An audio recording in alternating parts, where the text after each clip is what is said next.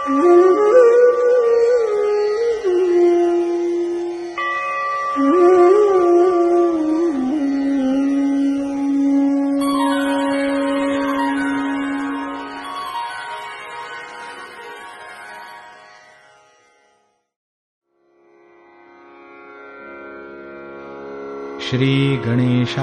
नमः। अस्य श्रीरामरक्षास्तोत्रमन्त्रस्य बुधकौशिकऋषिः श्रीसीतारामचन्द्रो देवता अनुष्टुप्छन्दः सीताशक्तिः श्रीमद्हनुमानकीलकम् श्रीरामचन्द्रप्रीत्यर्थे जपे विनियोगः।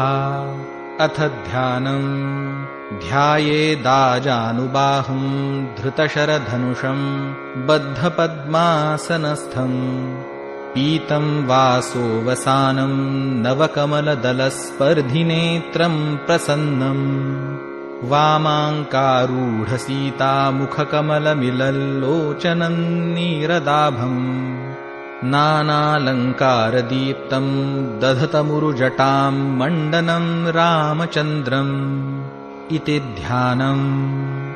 चरितं रघुनाथस्य शतकोटिप्रविस्तरम् एकैकमक्षरं पूसां महापातकनाशनम् ध्यात्वा नीलोत्पलश्यामौ रामौ राजीवलोचनम् जानकी लक्ष्मणोपेतं जटामुकुटमण्डितम् सासितूनधनुर्बाणपाणिन्नक्तञ्चरान्तकम् स्वलीलया जगत्त्रातुम् आविर्भूतमजं विभुम् रामरक्षां पठे प्राज्ञः पापघ्नीं सर्वकामदां शिरो मे राघवः पातु फालं दशरथात्मजः।